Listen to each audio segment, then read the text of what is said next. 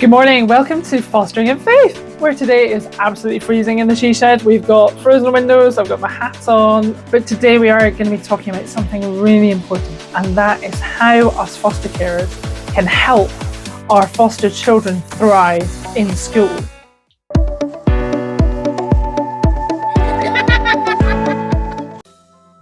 Did you know that there was a study done in 2020 at the University College London, looked at children in care, and they found that over 80% of them had special educational needs. So it's so important that we get this right.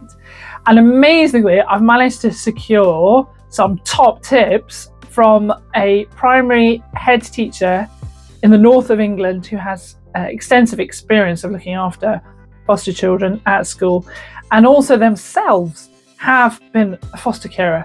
So who better to give us advice on how us foster carers can help our children to thrive at school? Join us. Top tip number one might seem a bit obvious to some of us, but not to others if you're starting out. And the first tip is, if you can, when a foster child is placed with you, try and keep them in the school that they're already in.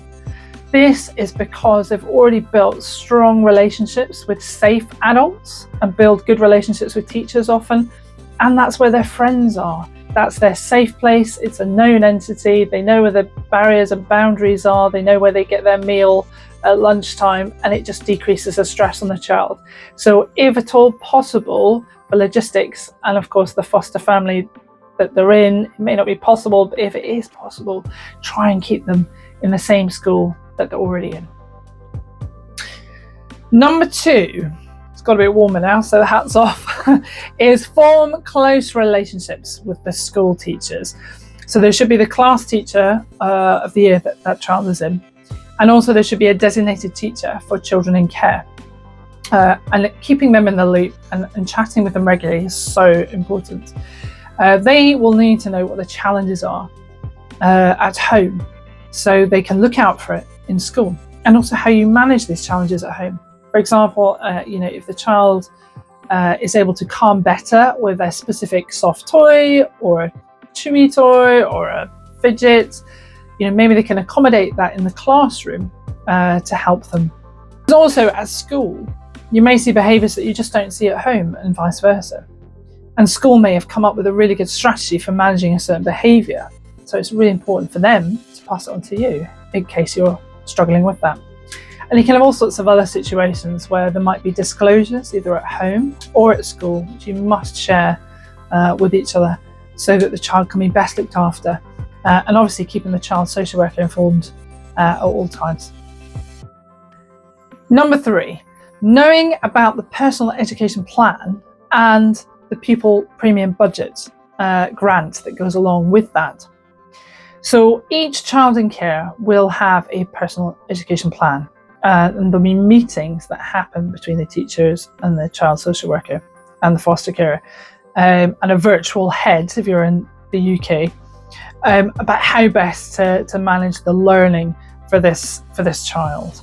And they're usually termly meetings, and there is a pot of money in the grant. I looked it up for the UK. In England, it's currently £2,570, and that is available to help the child learn. And so that can be used for things like buying an iPad to help with apps for learning maths, English, things that will help the child, or it can be used to purchase counselling or therapy or extra teaching sessions, just to help that child thrive as best they can. So knowing that pot of money exists is really important. And then you as the foster carer can advocate for the child how you think that money would be best be spent. And obviously the teachers will have an opinion, but you can definitely feed into that. And that's really important. Number four, engage with school events. So I think by that, they mean things like parent carers evenings, where you learn about how the child is doing educationally and maybe behaviourally as well at school. Now for the UK, lots of foster carers will have to ask the child social worker for permission to attend these meetings, which is usually not a problem. They just have to deconflict with slots for the birth family, so they don't both go to the same one at the same time. But attending to those things, and also the fun things, so the sports days, the Christmas nativity plays, things like that. Because they said that often these children haven't had their birth family turn up to these events. And so it means the world to them to have someone to show their part to and get a sense of pride in all the work they've put in to learn their lines or their song, and just to have someone there for them. And number 5 is simply just, if you're struggling, if it's difficult, ask for support and guidance from the school. Often they will have more knowledge about a particular behaviour, or can really help with their knowledge of the child, which will definitely be more than we have if they're at the same school.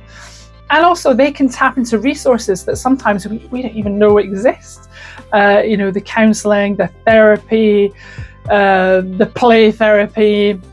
Sometimes you just don't know what exists at that particular school, so they can really help.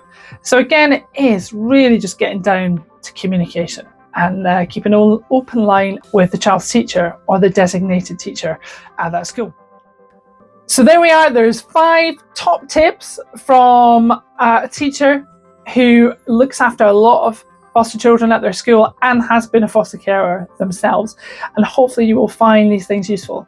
I will also be doing a shorts video with a bit more practical, theatrical element about how we might put this into practice.